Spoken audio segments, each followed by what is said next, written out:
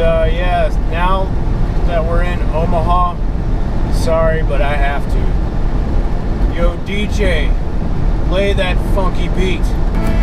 Omaha, somewhere in middle America, right to the heart of matters. It's the heart that matters more. Alright, that'll be quite enough. I don't want to get flagged for copyright infringement. But yeah, what can I say? I was a 90s kid, you know, back when music was still music. So yeah, there you have it, people. Omaha, Nebraska.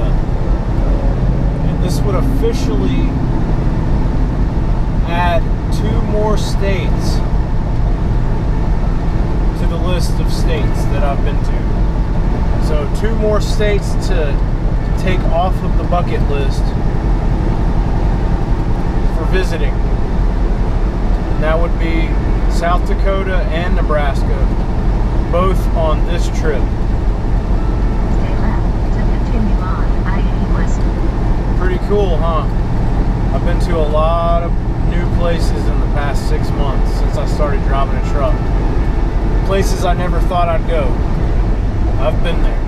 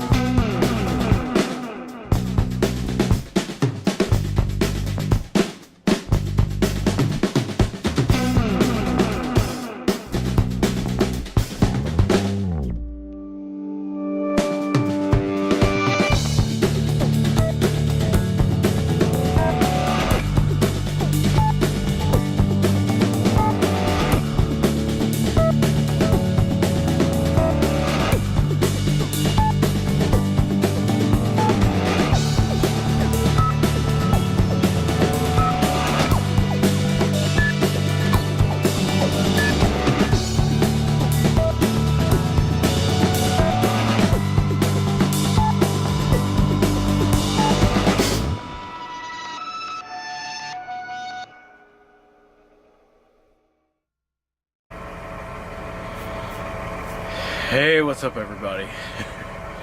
I am done with day 2 for this load that's taken me from Crete, Nebraska to Midway, Tennessee, and some stuff happened between where I am now and where I started. I left you guys on the interstate. I believe it was I-80 heading toward Crete. We just went through Omaha and we headed west on I-80 to get to where we needed to be. Well, I got my load, I picked it up, and I'll show you where I went exactly and where I'm going. Actually, I'll go ahead and show you the whole route now. Alright, so what we're looking at here is the map of Nebraska. Such a odd shaped state, isn't it? Kind of looks like a meat cleaver or something. Anyway, so after I picked up my load, that was interesting to say the least, but I won't go there. I headed east. I didn't go back to I-80 though. I took these state roads here, and I did go back up toward Lincoln, and then I actually got on Nebraska 2 right here. and I headed east. I remember going through that way station, and then I went and got back on I-29 right here and headed south. So I was like right in the cusp of 3 states. And when I got back on I-29, I was around exit 1 in Iowa. But then I headed south into Missouri, and some interesting things happened as I got over here. I got down to about right here at this way station. My truck broke down on me. Well, I picked up my load in Crete, Nebraska, and got back to I-29. And as soon as I got on the interstate and got down here into Missouri, my truck broke down. So there's a little piece of that clip right there. I got some of it. But what's weird is that it only started acting up for a little while. I'm not sure what happened to it, but for some reason I think a few of the pistons, or however you want to describe it, the cylinders, the pistons, whatever, cut out. Because it was it was running really rough, and it wouldn't go over 40 miles per hour. So I had to stop at that way station right there, and I actually set up a work order for a tow truck to come and get me. They were going to take me all the way back up to Omaha to Freightliner so they could figure out what was wrong with my truck. But after about 2 hours of sitting there at that way station, my truck started running right again. So I took off and I stopped right around here in Rockport last night, and then I got back on the road this morning and I drove south through St. Joseph all the way back down to Kansas City here. Got on I-435, headed east, went down, and then I ended up back on I-70 here, and then I took I-70 all the way across Missouri. This is what I did today. I didn't get any of it because I've already, I got some of that going up to South Dakota on my last load, so I decided not to record any of that stuff today. And I went straight through St. Louis here, and then I got on I-64 east. Now here's what's interesting. If you look at the big map here, the United States map, I actually had 2 different routes I could have taken, but I decided to take the one that I think is going to be better to take in the long run. So I had 2 options here. If I was on 70 and on 64, what the truck GPS wanted me to do was get off of I-64, get on I-57 south, and get on 24 and go back through one of my least favorite places that I've ever been so far anyway, Nashville. But I decided not to do that. I didn't want to do that. I want to avoid Nashville at all costs. Anytime I have an opportunity to avoid Nashville, I would like to do that. So instead, what I did, got the map of Illinois here.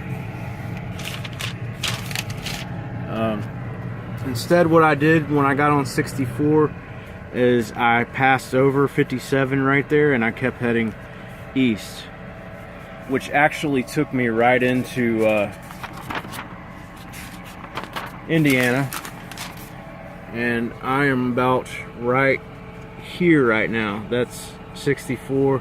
I stopped at exit 25. I'm actually crushing myself with my finger right now because that's exactly where I am.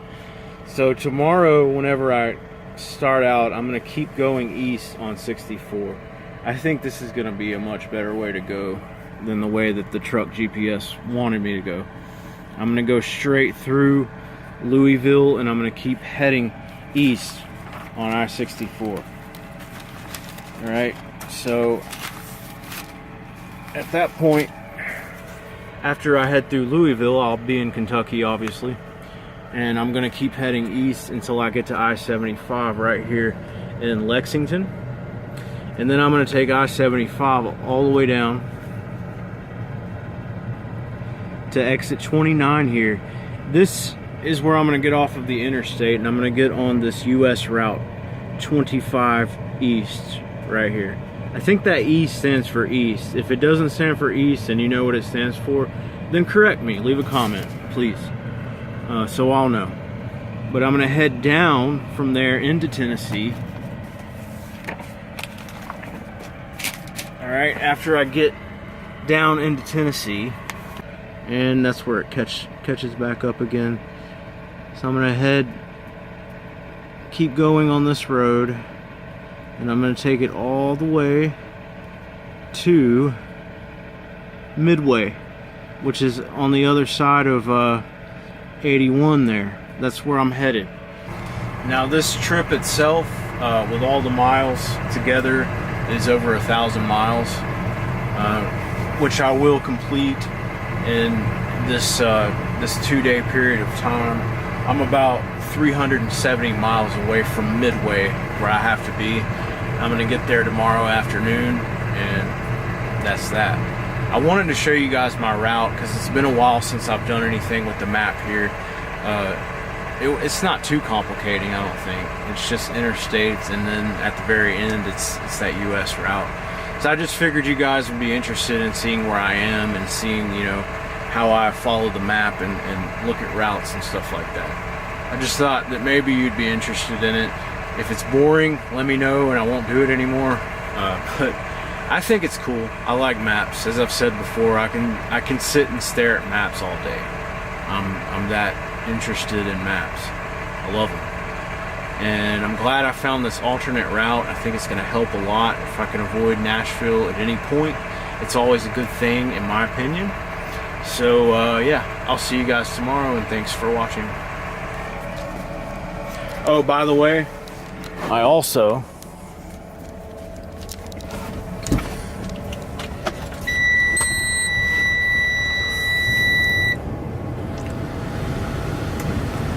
managed to get some new wipers. How do you like that? Those were pretty dang expensive wipers there. They're actually all-weather wipers, but they're specifically made for snow because, well, if you look at the ridge of it right there, it's just a solid piece of plastic. It's not open like regular wipers. So that means that snow and ice and all that other junk can't get stuck in the wiper blades and keep the wipers from being able to make contact with the surface of the window, which will keep them from working. So I hope they work out the way that they're supposed to. They were pretty dang expensive, like I said, and so far it looks like they're doing pretty good. So I'm gonna try to stay on top of my windows and try to keep them clean. A lot of the footage that I got on this trip out was compromised because of all the crap that was on my windows. The videos are not great. Oh my gosh, what is this guy doing?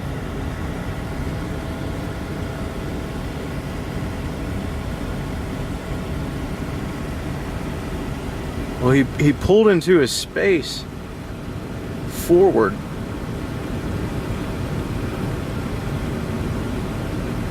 I mean, he's backing out of his space, but why do that?